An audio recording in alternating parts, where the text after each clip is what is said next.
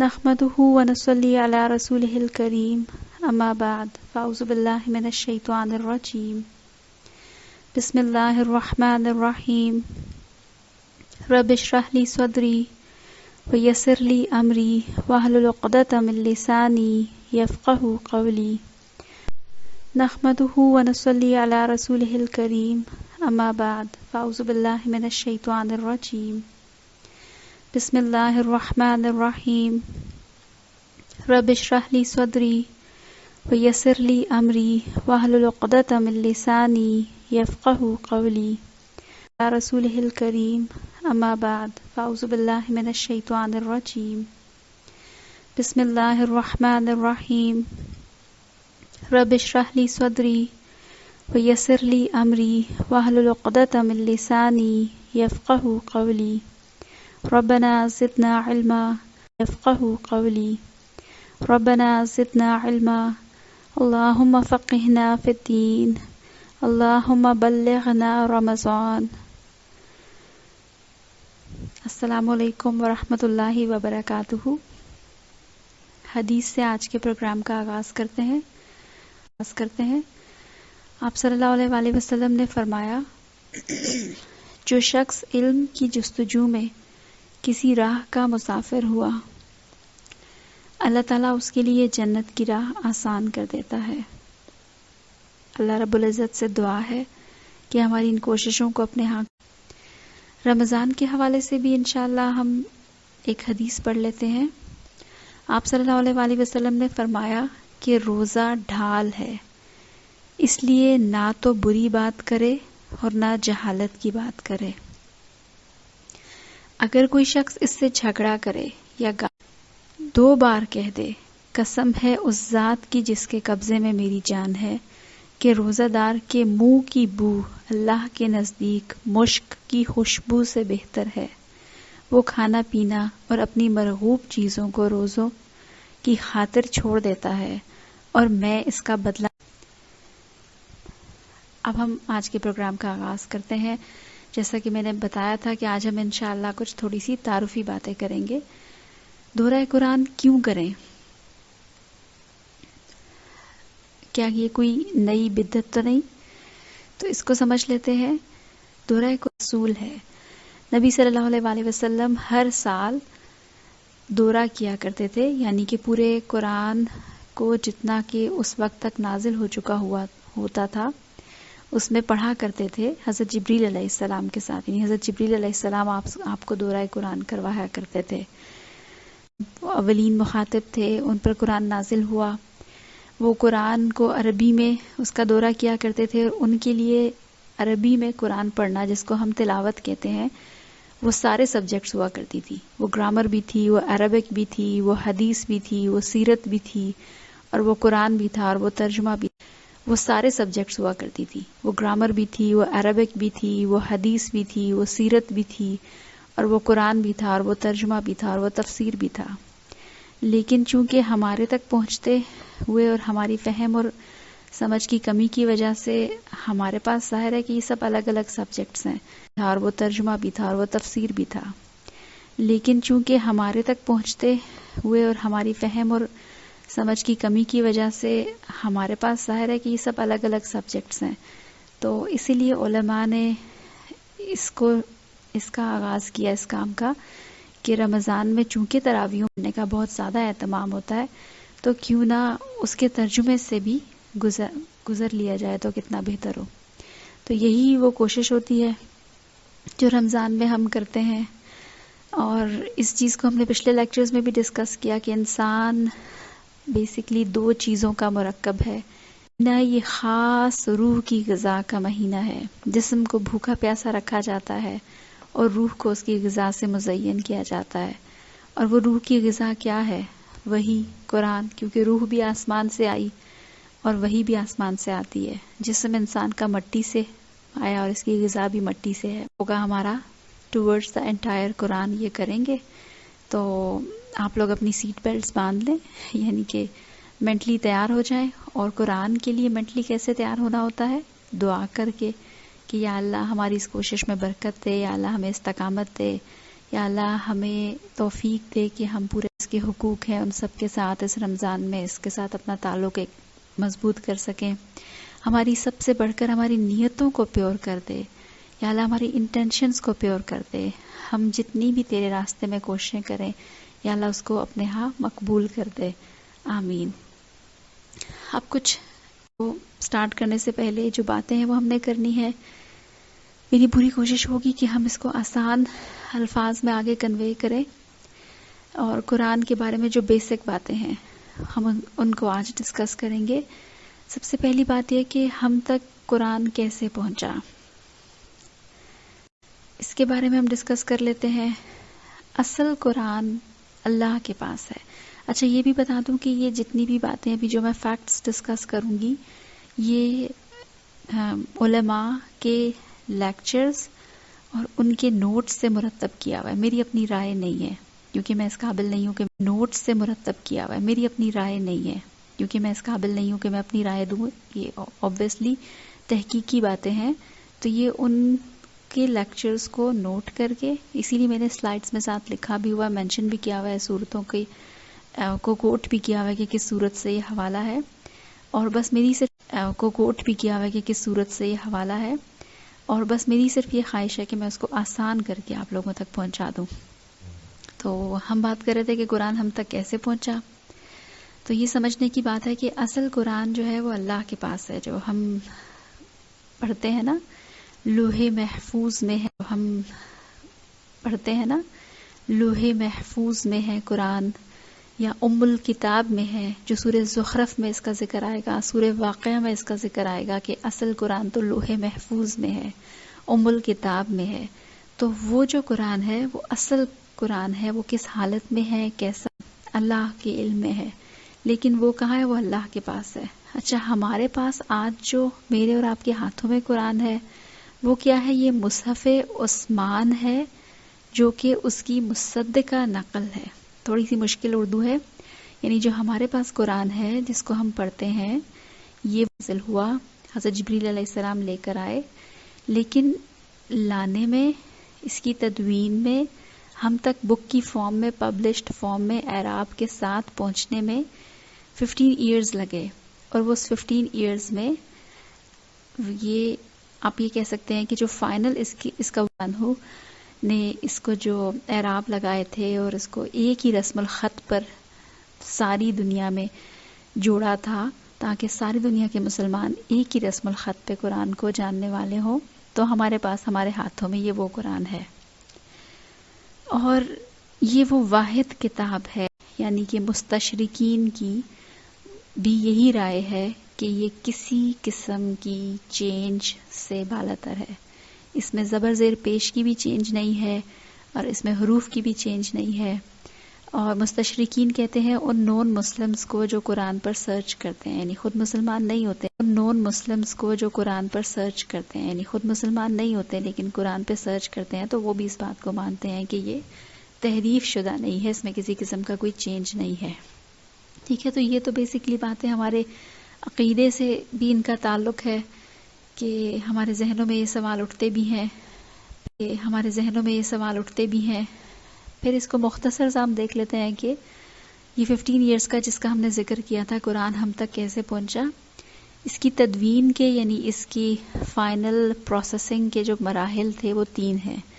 پہلا پروسیس کیا تھا؟ نبی صلی اللہ علیہ وسلم کے زمانے میں قرآن جمع بھی کنفیوژن نہیں ہونی چاہیے ہمارے درمیان میں کہ نبی صلی اللہ علیہ وسلم کے زمانے میں قرآن ترتیب نہیں ہوا تھا. ایسا نہیں تھا بلکہ آپ کے زمانے میں وہ جمع بھی ہو گیا تھا اور اس کو ترتیب بھی دے دیا گیا تھا کہ کون سی صورت کہاں پر رکھی جائے گی کون سی آیت کہاں پر ہے کون سی آیت پہلے کون سی آیت بعد میں.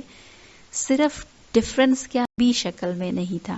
ما بین الدفتین 2 جلدوں کے درمیان نہیں موجود تھا. بک فارم میں نہیں تھا جیسے آج ہم اسے بک فارم میں اپنے پاس پاتے ہیں. لیکن پھر کیسے تھا؟ حافظوں میں تھا دماغوں میں تھا میموری میں تھا اور پھر جتنا قرآن ریویل ہو جائے میموری میں تھا اور پھر جتنا قرآن ریویل ہو جایا کرتا تھا کیونکہ 23 سال کے عرصے میں ریویل ہوا یعنی 23 سال کے عرصے میں نازل ہوا. تو جتنا قرآن ہر سال نازل ہوتا تھا تو رمضان میں حضرت جبریل علیہ السلام آپ صلی اللہ علیہ وسلم کے ساتھ جب قرآن کا دورہ فرمایا کرتے تھے تو آپ کو سارے ارینجمنٹس بھی پتہ چل جاتی تھی، کیونکہ دورہ تو ایک سیکوینس کے ساتھ ہوتا ہے. اور پھر اسی طرح آخری سال جب کہ پورا قرآن مرتب ہو گیا، یعنی جب کہ پورا قرآن نازل ہو گیا، تو آپ صلی اللہ علیہ وسلم کے ساتھ حضرت جبریل علیہ السلام نے 2 بار دورہ قرآن فرمایا. ٹھیک ہے، تو یعنی زبانی حالت میں آنکھوں میں مختلف کاتبین وحی تھے جو کہ وحی کو لکھا کرتے تھے، قرآن موجود تھا، لیکن بک فارم میں جیسے کہ آج ہم اسے دیکھتے ہیں ویسے نہیں تھا. پھر حضرت ابو بکر صدیق رضی اللہ تعالیٰ عنہ کا دور آیا.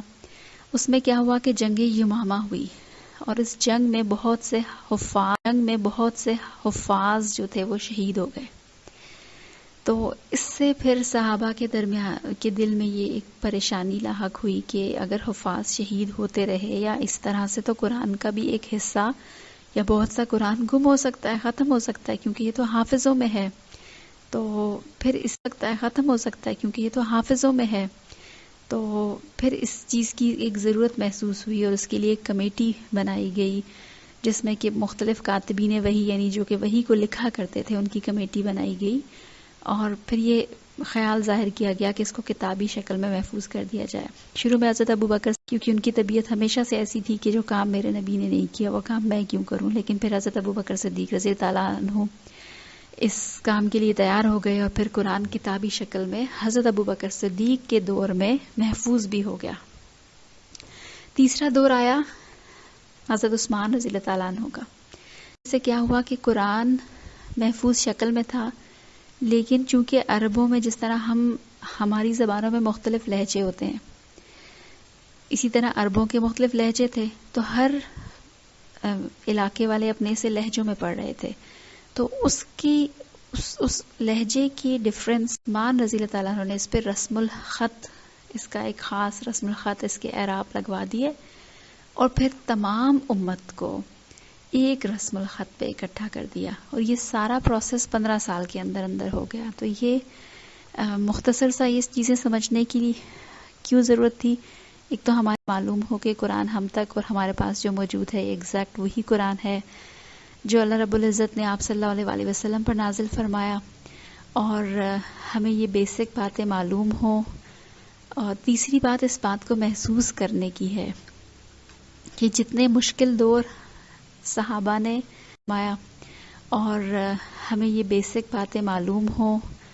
اور تیسری بات اس بات کو محسوس کرنے کی ہے کہ جتنے مشکل دور صحابہ نے اور اس کے اولین جو ایمبیسڈرز تھے انہوں نے گزار لیے، اور اس کے اولین جو ایمبیسڈرز تھے انہوں نے گزار لیے، اور اس کو بالکل آسان ترین کر کے ہم تک ایک بک کی فارم میں پہنچا دیا. اب ہمارا صرف کیا کام ہے؟ بس اسے کھولنا ہے اور پڑھنا ہے. یہ کہ قرآن اللہ کا کلام ہے. ٹھیک ہے، سورہ توبہ میں اللہ رب العزت خود اس کو کلام اللہ کے نام سے اس کا ذکر کرتے ہیں. اور کلام کیا ہوتا ہے؟ فار ایگزامپل کوئی بھی بات کرتا ہے تو آپ کو اس سے کیا کیا اندازہ ہو جاتا ہے کہ کیا لکھا ہے، اس کی شخصیت کیسی ہے، یہ کتنا باوقار ہے، کتنی شائستگی اس کے اندر پائی جاتی ہے. تو کلام بیسیکلی شخصیت کا عکاس ہوتا ہے، یعنی آپ کی پرسنالٹی کو ڈپیکٹ کرتا ہے. تو آپ دیکھیں کہ اللہ رب العزت کو میں نے اور آپ نے نہیں دیکھا، اور نہ ہی کوئی بہت ہی محسوس سورس ہمارے پاس اللہ رب العزت کا موجود ہے، وہ اللہ کا کلام ہے جس میں ہمیں اللہ کی جھلک نظر آ سکتی ہے. تو اس بات کو علمی اعتبار سے بھی سمجھنا ضروری ہے، لیکن محسوس کرنے کی بھی بہت ضرورت ہے کہ یہ وہ کلام ہے، یہ کوئی عام کا کلام ہے، اللہ کی باتیں ہیں، اللہ کے ایگزیکٹ الفاظ ہیں. جیسے کہ تورات میں ملتا ہے کتاب استثناء جو اولڈ ٹیسٹمنٹ ہے اس میں کہ اللہ یعنی جو ہے کہ میں ان کے لیے انہی کے بھائیوں میں سے ایک نبی برپا کروں گا تیری مانند. یعنی حضرت موسیٰ علیہ السلام سے اللہ تعالیٰ فرما رہے ہیں اس کتاب میں، کتاب استثناء میں تورات کی جو بک ہے کہ میں ان کے لیے انہی کے بھائیوں میں سے ایک نبی برپا کروں گا تیری مانند. میں اپنا کلام اس کے منہ میں ڈالوں گا، جو کچھ میں اس سے کہوں گا وہی وہ تم سے کہے گا. اور اس بات کو اگر آپ سمجھیں تو یہ ایگزیکٹلی آپ صلی اللہ علیہ وسلم ہی کی نشانی کے طور پر اس کتاب میں اس کا ذکر کیا گیا. صلی اللہ علیہ وسلم ہی کی نشانی کے طور پر اس کتاب میں اس کا ذکر کیا گیا، کیونکہ آپ صلی اللہ علیہ وسلم کون ہیں؟ حضرت موسیٰ علیہ السلام کس کی اولاد ہے؟ حضرت اسحاق علیہ السلام کی. اور آپ صلی اللہ علیہ وسلم کس کی اولاد ہیں؟ حضرت اسماعیل علیہ السلام کی. تو کیا ہوا؟ صلی اللہ علیہ وسلم کس کی اولاد ہیں؟ حضرت اسماعیل علیہ السلام کی. تو کیا ہوئے آپس میں؟ کزنز، بھائی. تو اللہ تعالیٰ کیا کہہ رہے ہیں؟ میں ان کے لیے انہی کے بھائیوں میں سے ایک نبی برپا کروں گا. اور اس میں کیا اسپیشل بات ہوگی کہ میں اپنا کلام اس کے منہ میں ڈالوں گا. اس چیز کو سمجھنے کی ضرورت ہے. آپ دیکھیں کہ جو لوں گا، اس چیز کو سمجھنے کی ضرورت ہے. آپ دیکھیں کہ جو تورات ہے نا، یا جو باقی بکس ہیں، وہ آئدر ریٹن فارم میں ملی، یعنی کہ لکھی ہوئی ملی، تختیوں کی شکل میں ملی، اللہ نے کمانڈمنٹس لکھ کر دے دی. لیکن قرآن ایگزیکٹ وہی ورڈز ہیں جیسے اپنا کلام منہ میں ڈالنا. یعنی جیسے فرض کریں ہم کہتے ہیں قل هو اللہ احد، کہو اللہ ایک ہے. اب اگر میں آپ کو کہوں کہ کہو لا الہ الا اللہ، تو آپ آگے سے کہو کا ورڈ نہیں یوز کریں گے، بلکہ آپ کیا کہیں گے؟ لا الہ الا اللہ. لیکن قرآن میں اس کہو کو بھی محفوظ کر دیا. جیسے ہم کلام ہو رہے ہیں اور جب ہم اللہ کو جواب دے رہے ہیں، جیسے ایاک نعبد و ایاک نستعین، میں تیری عبادت کرتا ہوں اور تجھی سے مدد مانگتا ہوں، ہمارا ہی جواب اللہ رب العزت اپنے الفاظ کے ذریعے سے ہم تک پہنچا رہے ہیں. تو یہ بہت ہی زبردست خصوصیت ہے قرآن کی کہ وہ حضرت جبریل علیہ السلام تک پہنچے. اور پھر ان کی سب سے بڑی صفت ہی کیا ہے فرشتوں میں؟ جبریل امین، امانت دار. کوئی آگے پیچھے اعراب کی کمی بیشی نہیں کریں گے، کوئی حرف کی کمی بیشی نہیں کریں گے، کوئی میننگ کی کمی بیشی نہیں کریں گے. پھر وہاں سے کس رسول تک پہنچی؟ اور پھر کیسے حفاظت کی شکل میں پہنچتے پہنچتے ہم تک پہنچی. تو یہ کتنا اسٹرانگ کنیکشن ہے یہ کتاب، جو ہمیں ہمارے رب سے جوڑ دیتی ہے. تو اس بات کو محسوس کرنے کی ضرورت ہے. اب کچھ تھوڑی سی علمی باتیں سمجھ لیتے ہیں تاکہ اگین دورہ قرآن میں ہمیں ان باتوں پر مت رکنا پڑے. یہ تو ہمیں سمجھ میں آ گیا کہ قرآن اللہ کا کلام ہے اور قرآن ایگزیکٹ وہی ورڈز ہیں جو اللہ نے کہے اور ہم تک پہنچے. اب کیا ہے کہ اللہ رب العزت کے کلام کرنے کی بھی مختلف شکلیں ہیں. جیسے کہ سورہ شورا میں ہمیں اس کی ایکسپلینیشن ملتی ہے کہ اللہ رب العزت براہ راست بغیر فرشتے کے بھی بات کرتے ہیں. اور قرآن اس بات کرنے کو کیا کہتا ہے؟ وحی، جس میں کہ اللہ رب العزت براہ راست بغیر کسی فرشتے کے بات کرتے ہیں. جیسے کہ ہمیں قرآن میں ملے گا کہ اللہ رب العزت اس بات کرنے کو کیا کہتا ہے؟ وحی، جس میں کہ اللہ رب العزت براہ راست بغیر کسی فرشتے کے بات کرتے ہیں. جیسے کہ ہمیں قرآن میں ملے گا کہ اللہ رب العزت نے حضرت موسیٰ علیہ السلام کی والدہ کو وحی کی کہ اپنے بچے کو تابوت میں ڈال کے سمندر میں ڈال دے. اسی طرح ہمیں قرآن میں ملے گا کہ اللہ نے شہد کی مکھی کو وحی کی کہ اونچی جگہوں پر اور چھتوں پر جا کر شہد بنا. تو یہ وہ وحی نہیں ہے، یا اس سے مراد یہ نہیں ہے کہ شہد کی مکھی کوئی نبیہ بن گئی، یا حضرت موسیٰ علیہ السلام کی والدہ نبیہ تھی. کی بات کرنے کی وہ فارم ہے جو اللہ تعالیٰ غیر نبی سے بھی کرتے ہیں. ٹھیک ہے، یہ الہام ہے، اس کو تحدیث بھی کہتے ہیں، اس کو القاء بھی کہتے ہیں. یہ عام انسان کے ساتھ، بلکہ دیکھیں نا شہد کی مکھی کے ساتھ بھی یہ معاملہ ہوتا ہے. قرآن اس کو وحی کے نام سے اس کا ذکر کرتا ہے. ہوتی ہے وہ ہے من وراء حجاب، پردے کے پیچھے سے اللہ رب العزت کا بات کرنا. اور یہ خصوصی صفت ہے حضرت موسیٰ علیہ السلام کی، جن سے کہ اللہ نے وَكَلَّمَ اللَّهُ مُوسَى تَكْلِيمًا، حضرت موسیٰ علیہ السلام سے اللہ نے ایسے بات کی جیسے کہ بات کی جاتی ہے، دیکھا نہیں، پردے کے پیچھے سے. اور نبی صلی اللہ علیہ وسلم نے معراج کے موقع پر اللہ رب العزت سے من وراء حجاب بات کی، پردے کے پیچھے سے. اور تیسری فارم ہوتی ہے اللہ کی بات کرنے کی پیغامبر کے ذریعے، کسی میسنجر کے ذریعے، کسی فرشتے کے ذریعے. تو قرآن اس تیسری شکل میں ہم تک پہنچا ہے. وہی جس کو ہم عمومی طور پر وہی کہتے ہیں، جو قرآن کی ٹرمز ہیں، اس میں اگر آپ سمجھنا چاہیں تو آپ یہ سمجھ لیں کہ قرآن حضرت جبریل علیہ السلام کے ذریعے سے ہم تک پہنچا ہے، اور اس کو کہتے ہیں پیغامبر کے ذریعے سے پہنچنا.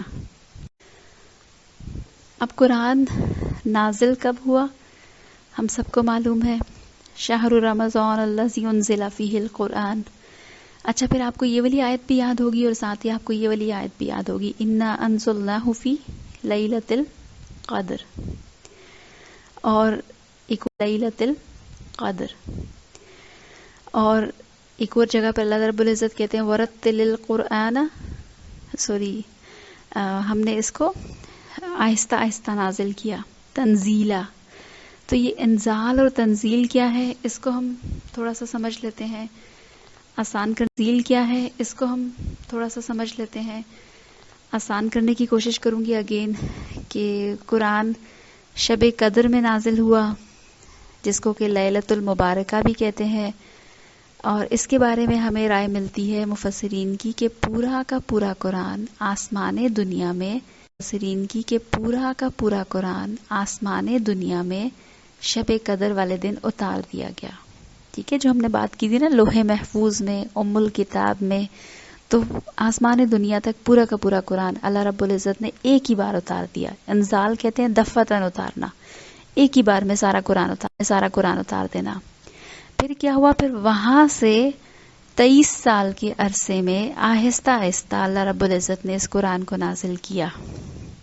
ہمیں معلوم ہے کہ نبوت 40 سال کی عمر میں آپ صلی اللہ علیہ وسلم کو ملی، اور پھر اس کے بعد کے 23 سال، تو ان 23 سال میں قرآن آیت نازل ہوئی، وہ بھی شب قدر، وہ بھی رمضان میں تھی. اور جو پورا کا پورا قرآن اللہ رب العزت نے آسمان دنیا میں اتارا، وہ بھی شب قدر میں تھا. اسی لیے رمضان کے بارے میں کہا جاتا ہے کہ یہ وہ مہینہ ہے کہ جس میں قرآن نازل ہوا.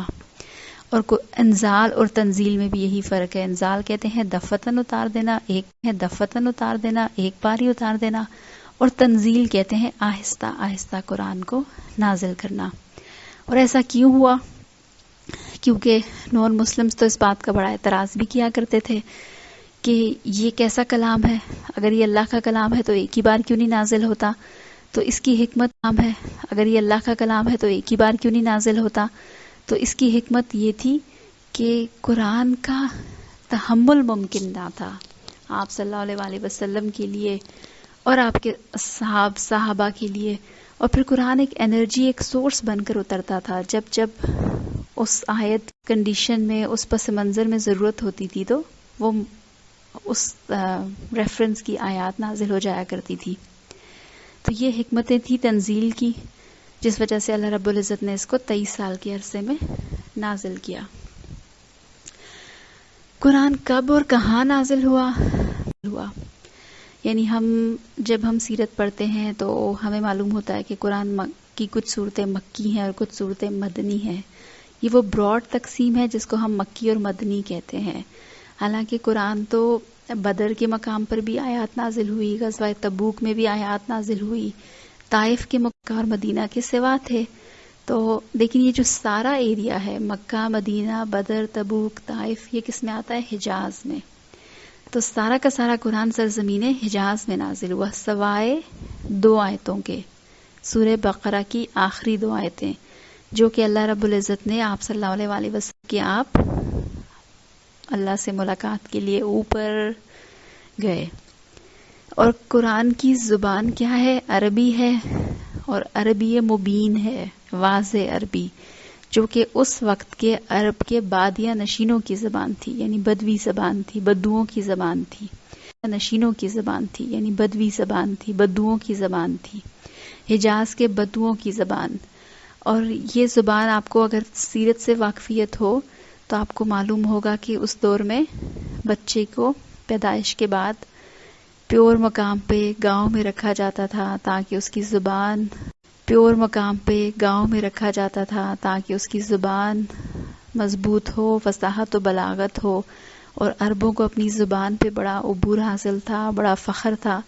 تو قرآن اس بہترین زبان کی بھی بہترین فارم میں نازل ہوئی، اور اب بھی فارم میں نازل ہوئی، اور اب بھی as a literature even non Muslims جن کی زبان عربی ہے، لٹریچر کی پیک اور زبردست ادب کو سمجھنے کے لیے عربی کو پڑھتے ہیں.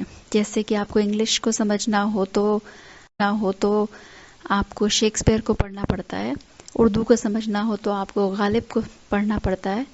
اس طرح اگر آپ کو عربی کو سمجھنا ہو تو قرآن اس کی ایک چھوٹی کی کتاب ہے جو کہ نان مسلمز بھی اس کو پڑھتے ہیں. اس میں بہت پیارے پیارے ملکوتی غنا ہے، یعنی جب ہم اس کی تلاوت کرتے ہیں تو جو اس میں صوت محسوس ہوتی ہیں، آپ دیکھیں کہ کتنی میننگ فل باتیں اس کے ساتھ ان کی آیات میں رائمز کا ہوا، یعنی ہر اینگل سے. ابھی تو ہمارے پاس وقت بھی نہیں ہے اور نہ ہماری اتنی تحقیق ہوتی ہے، ہر اینگل سے قرآن اپنی مثال آپ ہے. اور عربی زبان پر قرآن کا عظیم ترین یہی احسان ہے. اور عربوں میں ویسے بھی جو چیز انہیں محبوب ہوا کرتی تھی وہ اس کے بہت سارے نام رکھتے تھے. گھوڑوں کے ان کے ہاں بہت سے نام ہوا کرتے تھے، تو اسی طرح قرآن کے بھی بہت سے ہمیں نام ملتے ہیں. کچھ جو نام ہیں ان کو میں نے یہاں پر مینشن کیا ہے: القرآن، کلام اللہ، الوحی، روح، العظیم، المجید، المبین، البصائر، بشرا، بشیر، نذیر، احسن القصص، العزیز، احسن الحدیث، نذیر.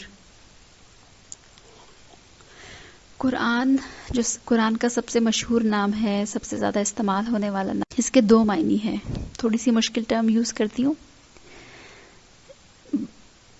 ایک رائے اس کے بارے میں یہ پائی جاتی ہے کہ یہ اسم جامد ہے، یعنی کہ یہ کسی اور ورڈ سے ڈرائیو نہیں ہوا بلکہ قرآن ہی اس کا اپنا فارم ہے. اور ایک رائے اس کے بارے میں یہ پائی جا رہی، تو ان کو چھوڑ دیں، بس اتنا یاد کر لیں کہ قرآن کے معنی عام طور پر دو ہیں. اگر اس کو قرأ سے اس کا معنی لیا جائے تو اس کے معنی ہے پڑھی جانے والی کتاب، بہت زیادہ پڑھی جانے والی کتاب. اور یہ ہم سب جانتے ہیں کہ یہ وہ واحد کتاب ہے کہ جو سینوں میں کیسے محفوظ ہے، کتنی بڑی تعداد میں لوگوں کے سینوں میں محفوظ ہے اور بہت زیادہ پڑھی جانے والی کتاب ہے. اور اس کا ایک اور معنی لیا جاتا ہے قرن سے، اگر یہ لفظ بنا ہے یعنی کہ مل جانا. تو چونکہ یہ اللہ کی آیات کی جامع کتاب ہے، یعنی یہ وہ کتاب ہے کہ جس میں کہ اللہ کی آیات، اللہ کی نشانیاں جمع ہوئی ہوئی ہیں، اس لیے اس کو قرن کہتے ہیں، یعنی قرن سے اس کو قرآن کہتے ہیں. اب قرآن کا اسلوب کیا ہے؟ سٹائل کیا ہے؟ عربوں میں جو لٹریچر تھا نا، جو ادب تھا، اس کی دو صنفیں مشہور تھی. ایک تھا شعر. عرب شاعری میں بہت ہی کمال رکھتے تھے، عبور رکھتے تھے، فی البدی اشعار کہا کرتے تھے. ان کا بچہ اشعار بولنے میں ماہر تھا. اور دوسرا عربوں میں جو صنف مشہور تھی وہ تھی خطبہ، تقریریں کرنا. ان کے سردار بڑی زبردست قسم کی تقاریر کیا کرتے تھے. ان کے ٹاپکس پر، اپنے خاندانوں کی باتیں یاد کرنے پر، ان مختلف ٹاپکس پر بہت بہترین قسم کی خطبات کیا کرتے تھے، تقاریر کیا کرتے تھے. قرآن شعر تو بالکل بھی نہیں ہے، اور قرآن خود اس کا بالکل انکار کرتا ہے. کسی حد تک ہم یہ کہہ سکتے ہیں کہ اس کا جو انداز ہے یہ خطابی ہے، یہ تقریر کا انداز ہے قرآن کا. ٹھیک ہے، وہ بھی آپ کسی حد تک بات کو سمجھنے کے لیے کہہ سکتے ہیں.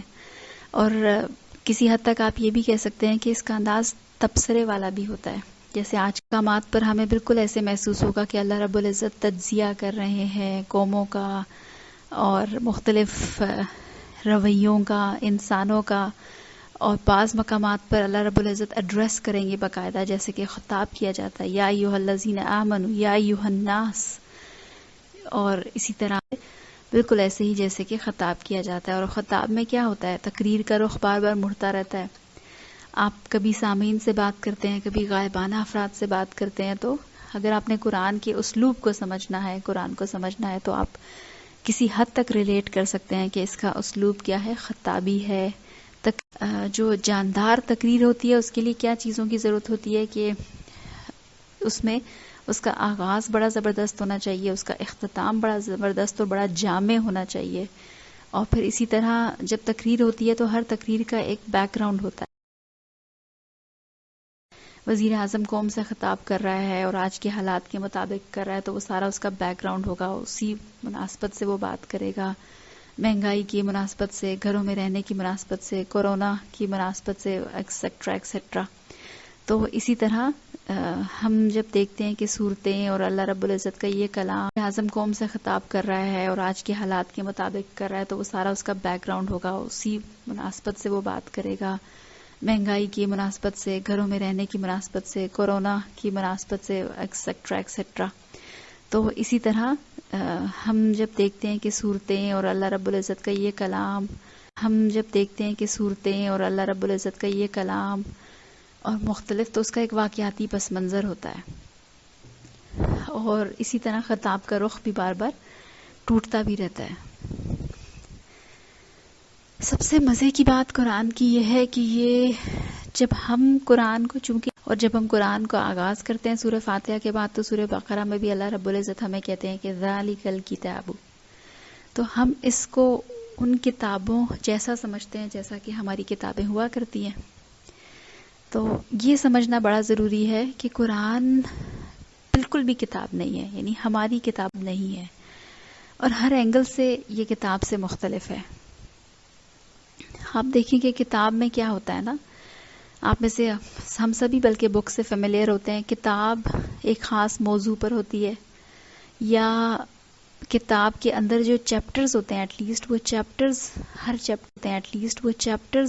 ہر چیپٹر ایک ٹاپک کو ایکسپلین کر رہا ہوتا ہے، یا ایک براڈ اس کا نام ہوتا ہے اور اسی نام کے اندر اس چیپٹر کو ڈیفائن کیا جا رہا ہوتا ہے.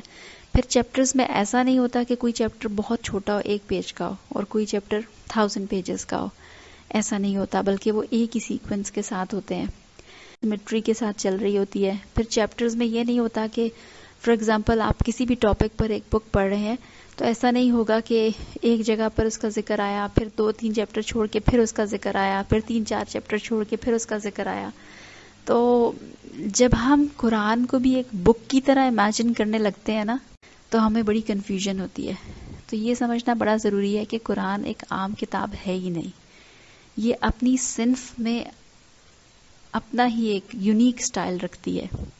اس کی صورتیں چیپٹرز نہیں ہیں، جیسے کہ انگلش میں اس کو کہہ دیا جاتا ہے چیپٹر، اس کی صورتیں چیپٹرز نہیں ہیں. اسباق میں اس کو کہہ دیا جاتا ہے چیپٹر، اس کی صورتیں چیپٹرز نہیں ہیں، اسباق نہیں ہیں.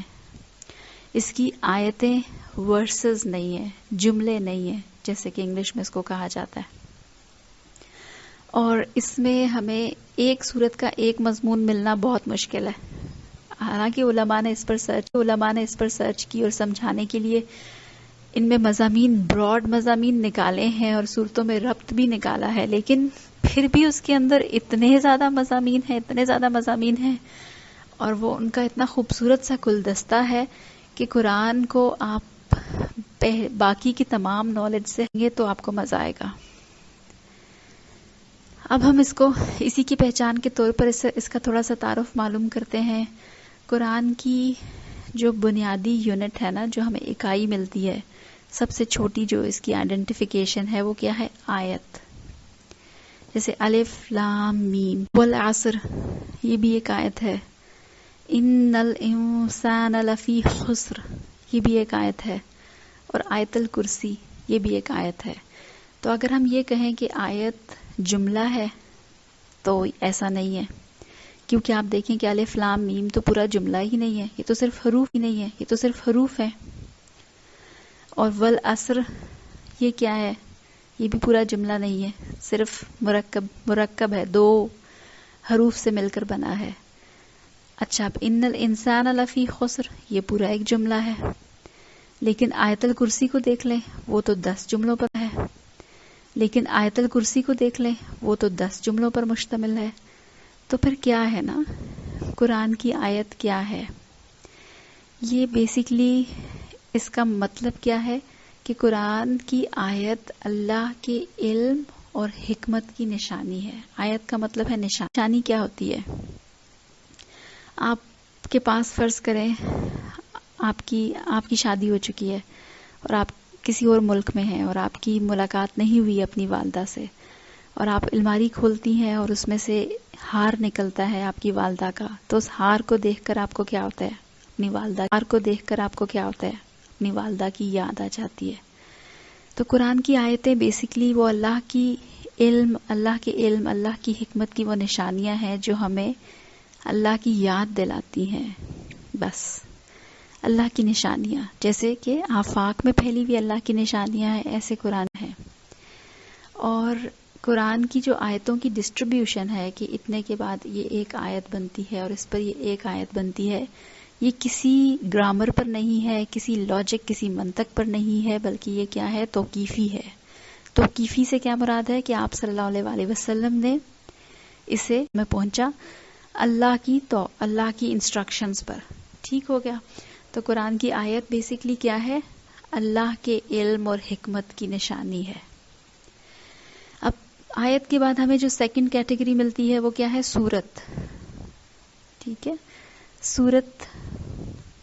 ٹھیک ہے، سورت کو اب آپ چیپٹرز نہیں کہہ سکتے، اور سورت کو سمجھنے کے لیے ہم کیا کہہ سکتے ہیں کہ سورت بیسیکلی باؤنڈریز ہیں، فصیل ہیں. فصل ہوتا ہے نا، ایک کو دوسرے سے الگ کر دینا، اور یہ باؤنڈریز کی ایک کو دوسرے سے الگ کر دینا. اور یہ باؤنڈریز کیا ہے؟ یہ اپنے ہر صورت اپنے اندر ایک دنیا رکھتی ہے، ایک شہر آباد ہے ہر صورت کے اندر.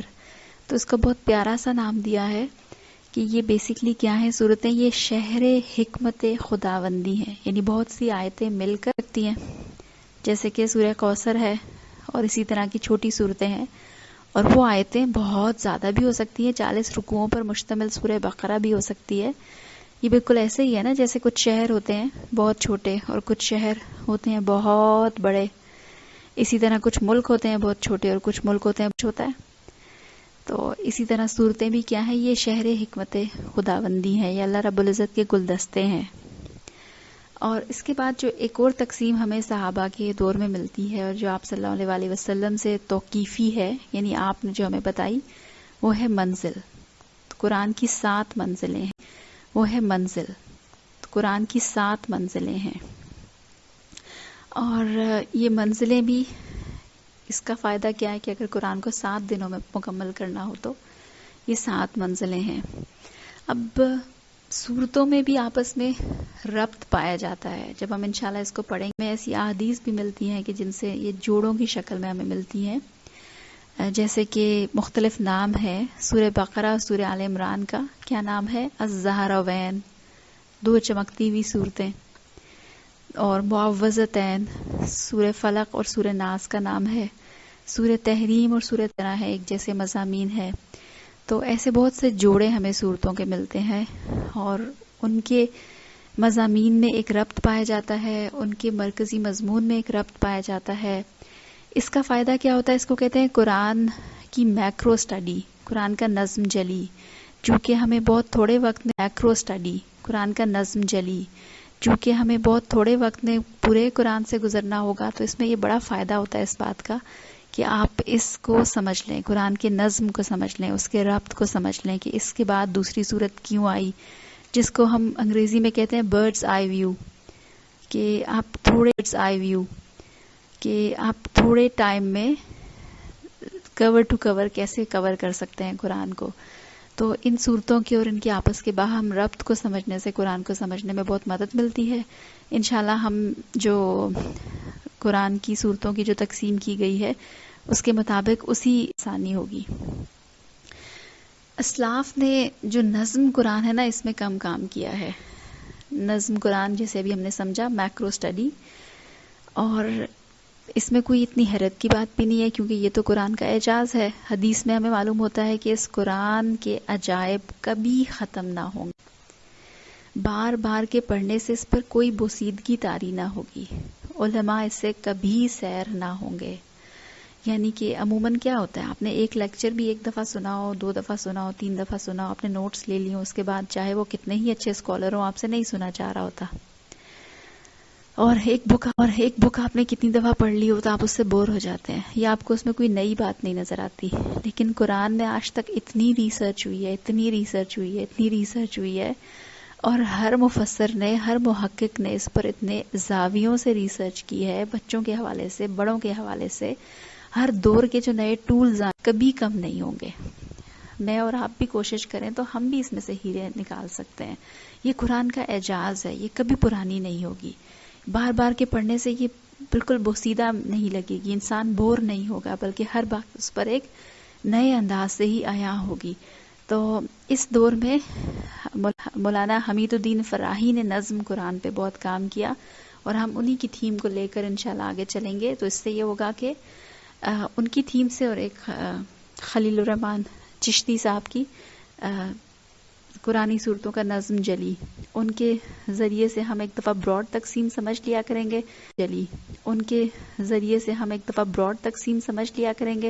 پھر ہم جب روانی سے قرآن کو پڑھیں گے تو ہمیں زیادہ صحیح طریقے سے سمجھ میں آئے گا. اس کو بس ہم جلدی سے سمجھ لیتے ہیں کہ نظم قرآن میں صورتیں جوڑوں کی شکل میں ہیں، بعض کامل 2 ہیں، بعض 3 ہیں. اور جب 3 صورتیں جوڑوں کی شکل میں ہیں تو انہوں نے سمجھانے کے لیے بالکل ایسے کہا ہے کہ 2 صورتیں تو ایسی ہیں جیسے ایگزیکٹ ایک دوسرے کا جوڑا ہے. اور جوڑا کیا ہوتا ہے؟ جوڑا ایگزیکٹ سیم نہیں ہوتا، لیکن ایک دوسرے کی ضرورت پوری کر رہا ہوتا ہے، ایک دوسرے کا پیئر ہوتا ہے. اور تیسری بالکل ایسے جیسے زمیمے کی شکل میں ہے. علماء نے آج کے دور کے اس کے 7 گروپس بنائے ہیں. پہلا گروپ ہے، اور یہ جو 7 گروپس ہیں اس میں مکی اور مدنی دونوں صورتیں ہیں. پہلے گروپ میں مکی سورت الفاتحہ، اور 4 مدنی صورتیں آتی ہیں، سورۃ البقرہ، سورہ آل عمران، سورہ نساء، سورہ مائدہ. اسی طرح دوسرا گروپ ہے، اس میں 2 مکی صورتیں آتی ہیں، سورہ انعام اور سورہ اعراف، اور 2 مدنی صورتیں آتی ہیں، سورہ توبہ اور سورہ انفال. اسی طرح تیسرا گروپ ہے، اس میں 14 مکی صورتیں آتی ہیں اور 1 مدنی صورت سورہ نور آتی ہے، اور آتی ہیں وہ سورہ یونس سے سورہ کہف تک ہیں. چوتھا گروپ ہے، اس میں 8 مکی صورتیں آتی ہیں، سورہ فرقان سے سورہ سجدہ تک، اور 1 مدنی صورت آتی ہے سورہ احزاب. اور پھر اگین سورہ نور، سورہ احزاب، ان کا آپس میں ربط. پانچواں جو گروپ ہے اس میں 13 مکی صورتیں ہیں، سورہ سبا سے سورہ احقاف، اور 3 مدنی صورتیں ہیں، سورہ محمد سے سورہ حجرات. اور جو چھٹا صورتوں کا گروپ ہے اس میں 7 مکی صورتیں آتی ہیں، سورہ قاف سے سورہ واقعہ، اور 10 مدنی صورتیں آتی ہیں، سورہ حدید سے سورہ طلاق. اور آخری جو صورتوں کا گروپ مکی صورتیں آتی ہیں، سورہ ملک سے سورہ اخلاص تک، اور 2 مدنی صورتیں آتی ہیں، معوذتین. یہ گروپس بنائے ہیں، اور پھر ہر گروپ کا اپنا ایک مرکزی مضمون، ایک عمود، ایک اس کا ٹاپک ہے، براڈ ٹاپک ہے. تو اس طریقے سے قرآن کو قرآن کو عمومی طور پر سمجھنے میں بہت آسانی ملتی ہے.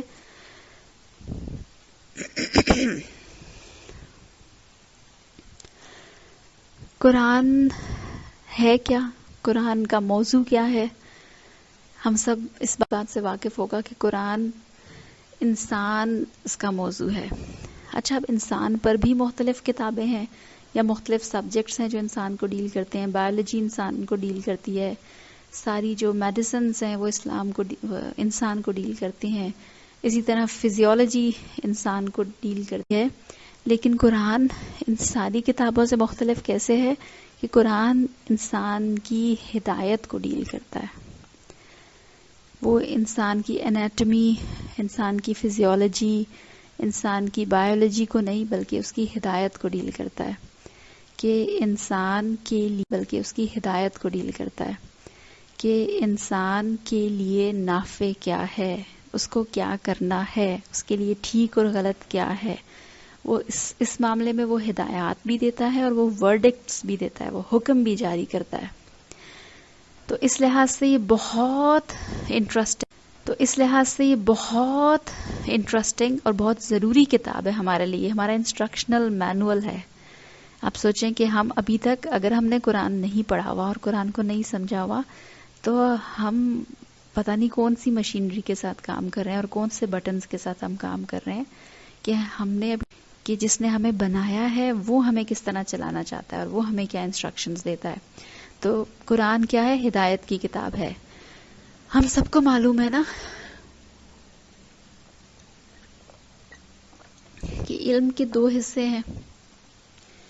ایک ہے علم الاسماء، علم الوحی، یعنی ایک وہ جو ورلڈلی نالج ہے، اور ایک ہے علم الوحی جو ریویلڈ نالج ہے. تو قرآن ریویلڈ نالج ہے. قرآن وہ ہے جو اللہ کی طرف سے عطا ہوا ہے، یعنی قرآن وہ علم ہے جس کو حاصل کرنے کا ہمارے پاس کوئی اور ذریعہ نہیں تھا سوائے اس کے کہ اللہ ہی رسولوں کو بھیج کر ہم تک اس علم کو پہنچاتا. اور علم الاسماء کیا ہے؟ Worldly knowledge. اچھا، قرآن کے اندر اگرچہ آپ کو سب کچھ ملے گا، آپ نے اکثر دیکھا ہوگا کہ مختلف فیلڈ کے جو اسپیشلسٹ ہوتے ہیں، بلکہ یہ معاملہ خود بھی ہوتا ہے کہ آپ نے جس سبجیکٹ کو تھوڑا بہت بھی پڑھا ہوا ہے نا، تو جب اس میں ہے یا آپ کو اپنے پرسنل معاملات بھی لگتا ہے کہ اس کا جواب بھی اس میں ہے. یہ قرآن کا اعجاز ہے. اس میں کسی اسکن اسپیشلسٹ کو بھی اپنی فیلڈ سے ریلیٹڈ کوئی بہت ہی حیران کر دینے والی اور اس کو مسلمان کر دینے والی آیات مل سکتی ہیں. کسی سرجن کو بھی کچھ ایسی آیات ملتی ہیں. کسی انتھروپولوجسٹ کو بھی ایسی آیات مل سکتی ہیں جو اس کو اس کے مضمون کو سمجھا دے. لیکن بیسیکلی اس کا جو اصل مقصد ہے قرآن کا، وہ کیا ہے؟ علم الوحی، ہدایت، انسان کی ہدایت. ہاں، آپ لوگ تھک تو نہیں گئے زیادہ؟ ہاں، آپ لوگ تھک تو نہیں گئے زیادہ؟ مشکل باتیں تو نہیں ہو گئی؟ بس ہم کچھ تھوڑی سی باتیں اور ڈسکس کر لیتے ہیں پھر انشاءاللہ، اور پھر یہ باتیں انشاءاللہ دورہ قرآن میں ریپیٹ بھی ہوتی رہیں گی. اور اس کا فائدہ یہ ہوگا کہ یہ سمجھ میں آ گئی تو پھر ہم چونکہ روانی سے چلنا ہوتا ہے دورہ قرآن، تو یہ کنفیوژنز جو ذہن میں آتی ہیں عموماً نئے قرآن پڑھنے والوں کو، تو وہ ہم نے تاکہ وہ ہم سولو کر لیں. قرآن فہمی کے اصول دیکھ لیتے ہیں کہ یعنی قرآن کو پڑھتے ہوئے روانی سے جو بیسک باتیں معلوم ہونی چاہیے وہ کیا ہے. سب سے پہلا یہ ہے کہ اس کا مشکل الفاظ ہے، یعنی جو اس کا سٹائل ہے اللہ کا دلیل دینے کا جو سٹائل ہے، یعنی اللہ کے آرگومنٹس کا جو سٹائل ہے وہ لاجیکل سے زیادہ نیچرل ہے. یعنی اللہ تعالیٰ ہمارے دلوں کو ایڈریس کرے گا. شفاء لما فی الصدور، یہ دلوں پر ہی نازل ہوا نا، اور دلوں کو ہی بدلتا ہے. اسی لیے اللہ تعالیٰ دل کا بہت ذکر کرتے ہیں قرآن میں کہ یہ ہارٹس ہیں جو سیل ہو جاتے ہیں، جو بند ہو جاتے ہیں، اور دلوں کو کھولنا ہوتا ہے اس کو سمجھنے کے لیے. تو اس کی جو لاجکس جو اللہ تعالیٰ دلیلیں دیں گے وہ دلوں. پھر قرآن میں دو طرح کی آیات ہیں، محکمات اور متشابہات. سورہ آل عمران میں اس کا ذکر ملتا ہے. محکمات کہتے ہیں وہ آیات جو بالکل کلیئر ہیں، کرسٹل کلیئر ہیں، جیسے کتب علیکم الصیام، اس کے بعد کوئی ڈاؤٹ نہیں رہ جاتا کہ اچھا روزہ فرض ہے یا نہیں ہے. تو یہ وہ آیات ہیں. اور کچھ آیات ہیں متشابہات، جیسے آیت الکرسی میں اللہ کی کرسی کا ذکر ملتا ہے، اللہ کے ہاتھ کا ذکر ملتا ہے، اللہ کے چہرے کی خوشنودی کا ذکر ملتا ہے. اسی طرح جنت اور جہنم کے جو احوال ہمیں ملتے ہیں، یا ایسی اور بہت سی چیزیں ہمیں ملیں گی تو وہ سب کیا ہیں؟ متشابہات ہیں. تو اللہ رب العزت کیا انسٹرکشن دیتے ہیں ہمیں کہ انسان کو چاہیے کہ وہ محکمات پر یقین کر کے متشابہات پر یقین کر لے اور ان کی ٹوہ میں نہ پڑے. متشابہات کی تحقیق اور اس کی ٹوہ میں نہ پڑے، متشابہات کی تحقیق اور اس کی کیلو کال میں نہ پڑے، بلکہ محکمات سے ہی متشابہات کو پہچان جائے. ٹھیک ہے، تو انشاءاللہ جب سورہ آل عمران میں اس کا ذکر آئے گا تو اس کو تھوڑا سا اور سمجھ لیں گے. بس ہمارے لیے کیا ہے کہ جو متشابہات ہیں نا، جو ایسی چیزیں ہیں سمجھ نہیں سکتی کہ اللہ کے ہاتھ سے مراد وہ کیا کیفیت ہے، کیونکہ اللہ ہماری طرح تو اس کے ہاتھ نہیں ہے. پھر اللہ کی کرسی سے کیا مراد ہے، یا وہ چیزیں جو حدیث میں بھی ہم پر نہیں واضح ہوئی اور ہمیں نہیں کوئی اور سورس بھی نہیں ہے ہمارے تک ان چیزوں کی تحقیق کرنے کا. اسی طرح حروف مقطعات ہیں، الف کے کیا معنی ہے. تو ایک قرآن کا جو ہدایت لینے والا اسٹوڈنٹ ہے وہ کیا کرتا ہے کہ وہ ان آیات کے پیچھے نہیں پڑتا، اس کی وجہ کیا ہے؟ ہماری عقل کی محدودیت ہے. ٹھیک ہے، تو اللہ تعالیٰ قرآن کے شروع میں ہی ہمیں یہ سمجھانا چاہتے ہیں کہ ہماری عقل کی ایک لمٹس ہیں، اور چاہتے ہیں کہ ہماری عقل کی ایک لمٹس ہیں، اور یہ جو قرآن ہے یہ عقل سے بھی اوپر کے درجے کا کلام ہے. یہ عشق کا کلام ہے، محبت کا کلام ہے، یہ آپس کے باہمی اللہ کے ساتھ ایک مضبوط ربط کا کلام ہے، علم الیقین کا کلام ہے. تو اس کے لیے پھر اپنی عاجزی اور اپنی محکمات جو بالکل کلیئر ہیں انہی کو سمجھ کے اللہ رب العزت کہتے ہیں کہ جو پختہ یقین رکھنے والے ہیں وہ اس کو سمجھ کر ہی ان کا ایمان مضبوط ہو جاتا ہے. پھر تفسیر کسے کہتے ہیں؟ تفسیر کا ورڈ ہم بہت یوز کرتے ہیں نا. تو تفسیر بیسیکلی ہوتی ہے الفاظ، صرف و نحو کی. تو تفسیر بیسیکلی ہوتی ہے الفاظ، صرف و نحو کی بحث، گرامیٹیکل بحث. یعنی یہ ورڈ یہاں پر کیوں استعمال ہوا، الحمد کیوں کہا، حمدہ کیوں نہیں کہا گیا، اسم کیوں یوز ہوا، یا عرب دان اس ورڈ کو کیسے سمجھتے ہیں، اس ساری بحث کو کہتے ہیں اس کی ایکسپلینیشن. اور تعویل دو طرح کی ہوتی ہے. ایک ہے عمومی تعویل کہ کیونکہ قرآن صرف اس دور کے لیے تو نازل نہیں ہوا، اللہ نے کیوں اتنا اہتمام کر کے اس کو محفوظ کیا اور ہمارے ہاتھوں میں ابھی تک یہ موجود ہے، کیونکہ یہ آج کے دور میں بھی 2020 میں بھی اتنا ہی ویسا ہی امپلیمنٹ ہو سکتا ہے جیسا کہ تب ہوتا تھا. تو ایک اس کی تعویل عام ہوتی ہے اس کی آیات کی کہ اس آیت سے آج کے دور میں ہمیں کیا انسٹرکشن ملتی ہے، اور ایک ہے اس کی تعویل خاص کہ یہ آیات کن پس منظر میں نازل ہوئی. اور تعویل خاص کو سمجھ کے ہی ہم تعویل عام کر سکتے ہیں. میں اور آپ بیٹھ کر اپنی مرضی سے تعویل عام نہیں کر سکتے. پھر قرآن میں کو سمجھنے کے لیے تذکر اور تدبر دو ٹرمز ہیں جو استعمال ہوتی ہیں. تذکر کے بارے میں اللہ رب العزت یسرنا القرآن للذکر فہل من مدکر، ہم نے ذکر کے لیے اس قرآن کو آسان کر دیا. تو ذکر کے لیے واقعتاً یہ قرآن بہت آسان ہے. یہی وجہ ہے کہ 30 دنوں میں میرے جیسا انسان بھی اس کا دورہ قرآن کروا دیتا ہے. تو عام انسانوں کے لیے اس سے نصیحت حاصل کرنا، اس کو سمجھنا، اس سے اثر قبول کرنا بہت آسان ہے. لیکن تدبر دبر سے نکلا ہے. دبر کہتے ہیں کسی چیز کی ڈیپتھ، کسی چیز کا بالکل اندرونی حصہ. تو تدبر کے لیے یہ انتہائی فصیح و بلیغ کتاب ہے. جیسے ابھی ہم نے پیچھے بھی اس کا ذکر کیا تھا کہ there is no end to it، اس کا کوئی سرا نہیں ہے. یہ ایسی نہیں ہے کہ انسان کہے کہ مجھے بالکل مکمل سمجھ آ گئی. جتنا غور و فکر کریں اس کے عجائبات کھلتے جائیں گے، اس کی تحقیقات بڑھتی جائیں گی. اور اتنی اپنی زندگیاں لگانے کے بعد بھی جیسے ایک انسان غوطہ لگاتا ہے سمندر میں اور جب باہر نکلتا ہے تو بس گیلا ہوتا ہے، بس اتنا ہی علم انسان تک آتا ہے. اور ایک اور ضروری بات کہ احکامات کو سمجھنے کے لیے ہم کیا اصول اپناتے ہیں پیچھے سے پیچھے. آپ صلی اللہ علیہ وسلم نے اس کو کیسے سمجھا، صحابہ نے اس کو کیسے سمجھا، تبع تابعین نے اس کو کیسے سمجھا، تابعین نے اس کو کیسے سمجھا. لیکن آگے سے آگے جائیں گے تو بہت سی وہ آیات جو پہلے متشابہات تھی پھر وہ کھلتی جائیں گی. بگ بینگ تھیوری اور ایسی بہت سی چیزیں جو اب ہم پر کھلی تو سمجھ میں آ گئی کہ اللہ رب العزت نے قرآن میں کس کس چیز کو کیسے بیان کیا. اور آخر میں سب سے پیاری بات جو مناسب کتاب نہیں جسے ایک محقق اپنی لائبریری میں بیٹھ کے سمجھ سکے. اس کے لیے لازم ہے کہ انسان اس راستے پر چلے جو یہ قرآن دکھاتا ہے.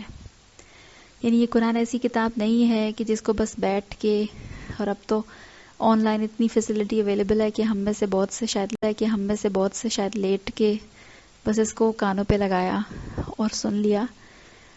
اس سے بھی انشاءاللہ فرق پڑے گا، لیکن اس کو صحیح سمجھنے کے لیے اور اپنی زندگیوں میں اس کا عمل دخل لانے کے لیے کیا ہے، اس کے لیے کیا ضروری ہے کہ اس راستے پر لانے کے لیے کیا ہے، اس کے لیے کیا ضروری ہے کہ اس راستے پر چلا جائے جس کی یہ دعوت دیتا ہے. یعنی یہ قرآن ایک مشن ہے، یہ قرآن ایک تحریک ہے جو آپ کے اندر زندہ کر دیتا ہے. اور پھر جب آپ اس مشن اور اس تحریک کا حصہ بنتے ہیں، اس قرآن کی دعوت کا حصہ بنتے ہیں، تو پھر بہت سی آیتیں آپ پر عاشق.